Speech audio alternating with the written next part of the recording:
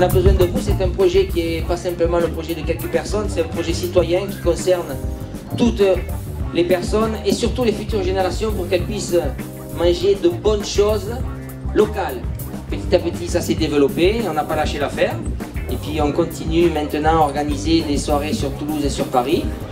Et surtout, on a eu la chance inouïe d'avoir TF1 qui est venu nous soutenir. Et c'est vrai que quand on a le premier média européen qui vient nous donner un coup de main, ça donne un coup d'accélérateur fulgurant. Mais sachez que on fait toujours notre action avec autant d'humilité, on n'a pas changé, on a les pieds sur terre. Et on a tout le temps envie que vous passiez un bon moment, et que vous rencontriez. Et que vous puissiez discuter avec nos amis producteurs qui sont là et qui vous accueillent avec le sourire. Je vois que là-bas, tout le monde a le sourire, c'est parfait.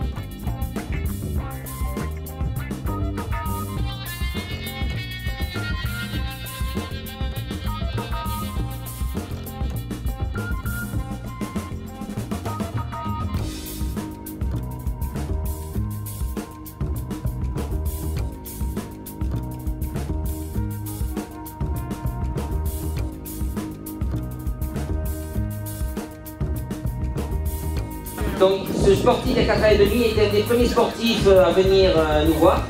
Ensuite, c'est un espoir du Stade Toulousain. Ensuite, il est parti en Italie, il est devenu international de rugby, il a fait le tournoi de destination. Cette année, il joue à Rovigo, il fait second du championnat. C'est un sacré joueur. Peut-être l'année prochaine, il sera en France, en Italie, affaire à suivre. Je vous demande d'applaudir Jean-François Montoriol, s'il vous plaît. Voilà. Alors, il va rester en bas parce qu'il est tellement grave. Sinon, alors, à double titre, bon, notamment, bon, c'est déjà un sportif de très haut niveau, mais en plus, il a une caractéristique qui est très importante, c'est qu'il pense déjà à sa reconversion et qu'il souhaite avoir une reconversion dans le monde agricole et qu'il souhaite reprendre l'exploitation de ses parents. Et ça, dans une période, je dirais, où les productions disparaissent, c'est quand même quelque chose de très très bien. Donc Jean-François, dis-nous un petit mot sur ta saison et sur tes projets. Bon, merci Thierry. Bon, tout d'abord, je voulais remercier Thierry de m'avoir invité ce soir. L'année prochaine, je pense que je vais rester encore en Italie. Et on va voir, je suis en train de penser aussi à l'exploitation qu'a mon père à Riom. Donc je suis en train de m'informer un peu pour tout ça. Et comme la période n'est pas évidente aussi pour l'agriculture, bon, moi j'essaie de moderniser un peu de mon côté et d'avoir des idées un peu d'innovation. Et cette année TF1, alors normalement Gérard Beau, que vous connaissez tous, hein, puisque c'est un présentateur connu et reconnu, notamment de téléshopping, devait être parmi nous, mais il a loupé son avion. Donc c'est à moi que revient la charge de vous présenter le nouveau challenge qu'ils ont proposé à Thierry. C'est de faire les 24 heures du Mans vélo. Et oui, ça existe. 24 heures du Mans vélo le 26 août. Donc TF1 médiatisera. Et pour réaliser cet objectif, des partenaires sont venus, des partenaires qui sont venus soutenir l'association. Je vais laisser la place à Jean-Luc Carayon qui nous rejoint ce soir. Cyril Sabiron aussi, ça serait bien qu'il vienne. Voilà. Des cycles Motard et Cyril Sabiron, donc qui est aussi partenaire. Et donc je vais passer le micro à Jean-Luc, qui est nouveau partenaire, donc Toshiba, qu'on accueille et qu'on est vraiment ravis d'accueillir ce soir, et qui va nous dire pourquoi il a décidé de soutenir la TST, le temps que j'aille chercher le menu. Merci.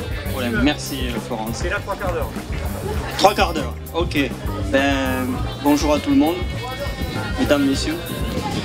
C'est un honneur d'abord d'être ici, représenter Toshiba, mais c'est surtout la TST qui pour nous compte plus que tout le reste, parce que Thierry a su défendre des valeurs auprès d'un groupe que je représente aujourd'hui, et qui se reconnaît aussi dans les valeurs, la gastronomie, voilà, le plaisir de se retrouver entre amis, et puis aussi ce qui nous a amené, ce qui a amené le groupe Toshiba à accompagner la TST, c'est l'idée de reconversion de sportifs de haut niveau.